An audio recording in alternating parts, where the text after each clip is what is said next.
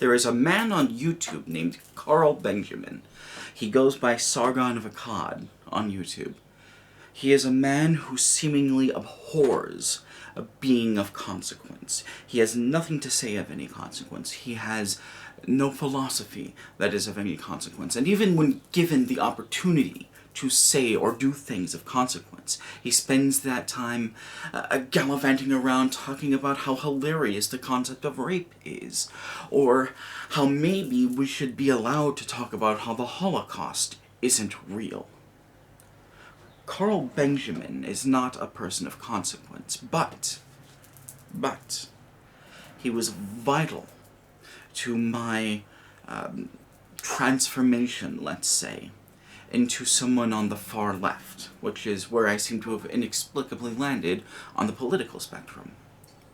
Because Carl holds two beliefs that are mutually exclusive.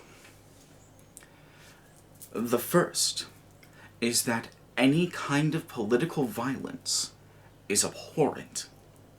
And the second is that any leftist who engages in political violence needs to be shot, or bludgeoned, or thrown out of a fucking helicopter.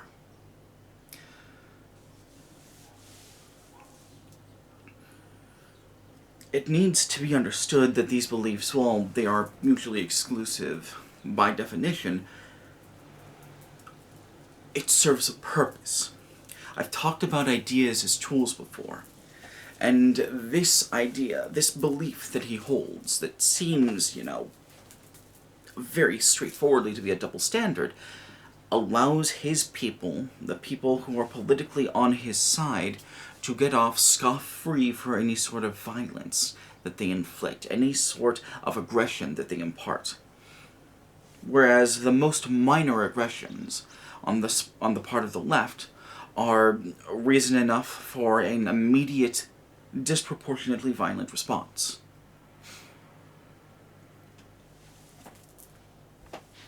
What Carl believes is if you're on the left, and then if someone, a fascist, let's say, is trying to kill you, you are more moral. The only way for you to be moral, even, is for you to let that person kill you. And that seems kind of wonky, doesn't it? Well, not wonky. It makes sense when you realize that Carl despises the left. And this sort of dichotomy, this double standard, isn't just something that exists in far-right circles. If it's something that applies to most people who go out and peacefully protest. Any kind of, not even violence, but aggression on the part of people who choose to protest things that are actively doing harm against them is seen as disproportionate violence. If you're smashing out windows, that's seen as disproportionate violence, because hashtag window lives matter, I guess. When the Klan is going out talking about how they're going to commit the Day of the Rope, how they're going to commit a genocide against all the black people and all the people on the LGBTQIA++ spectrum, and all the Jews, too. We can't forget the Jews. It is considered violent for the left to just grab a flag, a Nazi flag, out of their hands, so they can't display their hatred in this visceral way.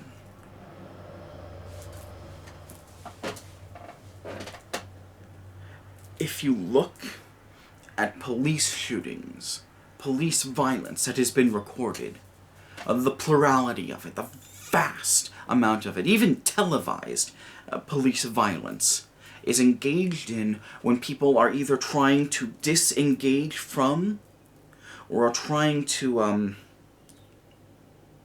calm down, de-escalate situations that the police have started. Let us not forget that there are people who have been murdered or brutalized by the police while begging for their lives, while lying on the ground with their hands in the air, begging for the police not to shoot them or their friends. This is very straightforwardly a double standard, and it serves the purpose of demonizing people who want change. People who understand that the system is assaulting them. And I think it's helpful to be aware of that. Something that I think we need to stress more on the left, a lot more on the left, is that these vast, complicated systems that no one has control over are harmful to most people, and that it is right and ought to be expected for people to violently lash out against systems that are hurting them. In fact, I would go so far as to say that it has taken a great deal of control on part of the general populace not to very straightforwardly do a revolution. Go beat up people in Wall Street. I don't think that would help. You're not going to fix systems by changing... You're not going to...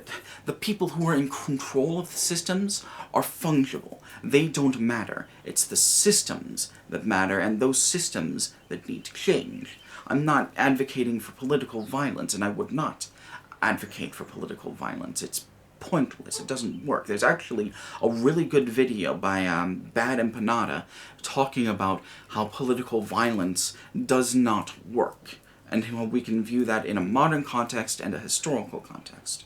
So, I don't know if the FBI is watching this. I'm not... And I know they are. I know you are. But, yeah. It should be aggression on part of people who are being harmed by these complex systems should be expected. And that it is not. That the opposite is true. That calm and decorum are expected from people who are being tortured. People who are being denied healthcare, being denied homes, because they don't have enough money. Not even because they don't work, but because they don't have enough money. Is a shocking absurdity to me. And just being aware of it, seeing it in your mind, I think, is something that we need to do more of. I don't have any solutions to this. I don't want to normalize the idea of violence, because violence doesn't work. Not the way that people think it does.